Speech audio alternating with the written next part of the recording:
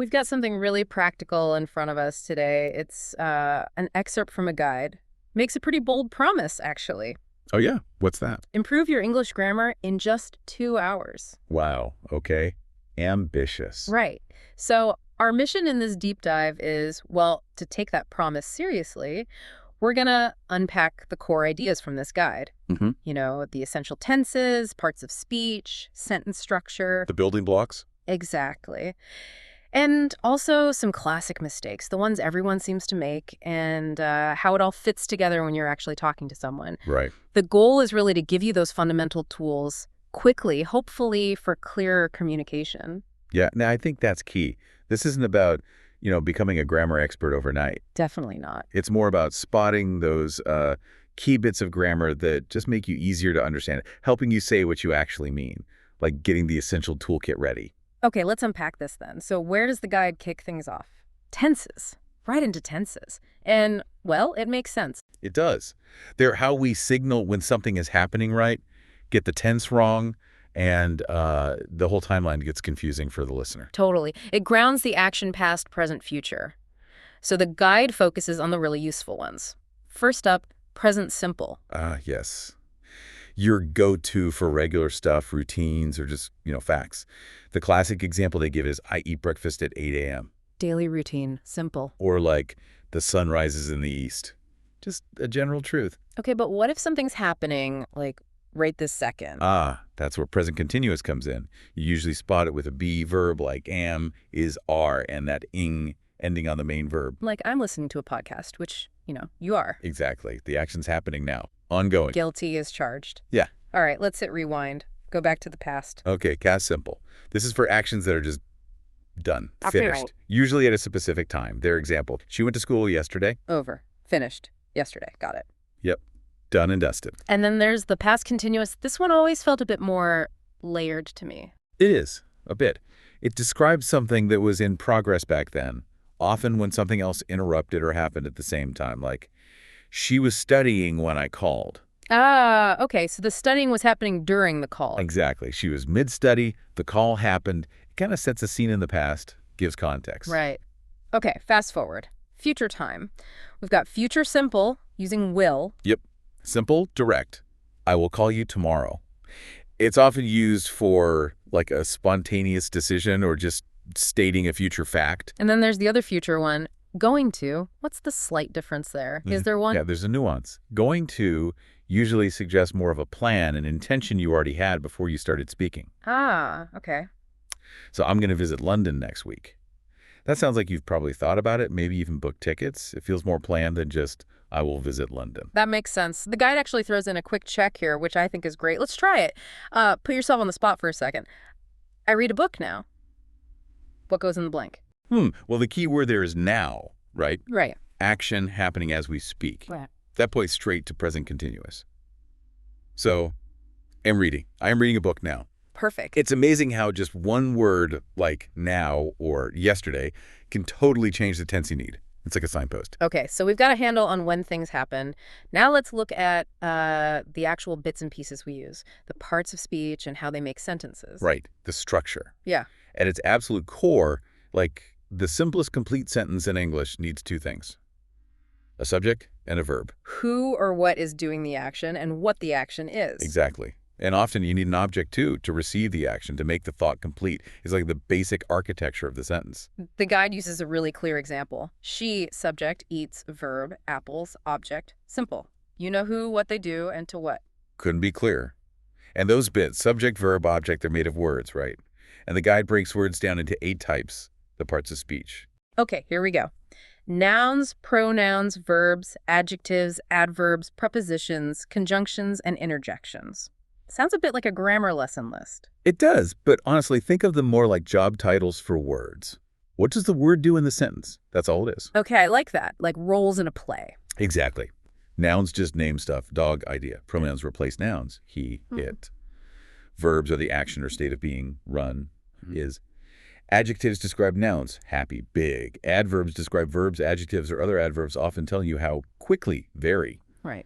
Prepositions show relationships like time or place, on, under, at. Conjunctions are the connectors, and, but, because. And interjections are just those little bursts of feeling, wow, ouch. And when you put them together, you get meaning. The guide's example sentence is great for seeing this. The happy dog runs quickly across the park. Yeah, let's break that one down. Yeah. Dog is the noun, the main thing. Okay. Happy is the adjective telling us about the dog.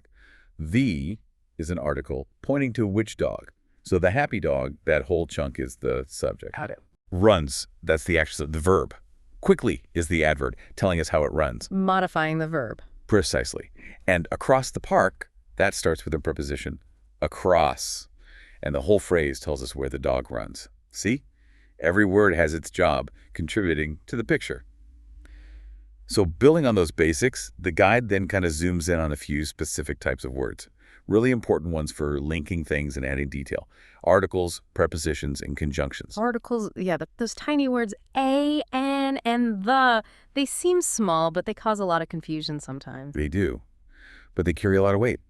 A and an basically signal something general, or the first time you mention it. A cat sat on the mat. Just some cat. And an is just for vowel sounds, right? An apple. Yep, just makes it flow better. Apple sounds clunky, but the big one is the. The is for specific things. Exactly. When you and the person you're talking to both know which one you mean. The sun, well, there's usually only one we mean. Or let's go to the school implies a specific school you both know, not just any school. Okay, now, prepositions. Oh boy, I think a lot of learners find these tricky, especially for time and place. They really can be. There are so many, and the rules can feel inconsistent. The guide gives some core examples, though, like at, on, in. Right. Generally, at is for specific points at 3 p.m. at the door. On is often for surfaces or days' dates on the table on Monday. And in is for enclosed spaces or longer periods in the room in July in 2025. That's a helpful starting point, at least. It is. There are patterns, but you also just have to learn a lot of common combinations. Lots of exceptions, too, unfortunately. And conjunctions. These are the words that glue everything together. That's a great way to put it. They connect words, phrases, sometimes whole ideas. You got simple ones like and, but, or. Linking similar things or contrasting things. Right. And then more complex ones like although, because, so, which show relationships like cause and effect or concession. The example they use is she was tired but finished the homework. Perfect example. But is the conjunction there. It connects she was tired and finished the homework. And, critically, it shows the contrast between those two ideas. Despite the tiredness, the homework got done. It makes the relationship clear. Okay, this is where I think it gets really practical. The guide actually points out some of the absolute most common grammar mistakes. Stuff that, if you fix it, can instantly make you sound clearer. Yeah, these are the classic pitfalls. First one, the big three, they're there. There's this one. Yeah. Drives people crazy because they sound identical. Exactly. Homophones. But totally different jobs. There is easy. Yeah. It's just short for they are. If you want to swap in they are, use their. Okay. They're just possession, something belongs to them, like their house. Think of the I in there, like this is mine. And there is usually about location, place, like here or where, put it over there. Or it starts a sentence like there is hope. Okay, good tips. What's next? Another tricky pair. It's versus its. Same basic idea. It's, with the apostrophe is a contraction. Means it is or sometimes it has. Again, try the substitution. If it is or it has fits, use its. So it's raining means it is raining. Perfect. If the substitution doesn't work, you need it. No apostrophe, which shows possession for it. Like the dog wagged its tail. The tail belongs to it. That little apostrophe makes all the difference. It really does. Okay, next. Then versus than. Time versus comparison. You got it. Then is about sequence or time. First this, then that, then is always used for making comparisons. She is taller than him. If you're comparing, you need THAN. Simple rule, but easy to mix up when typing fast. So easy. And one more, the guide highlights a verb mistake. Using the past tense after didn't.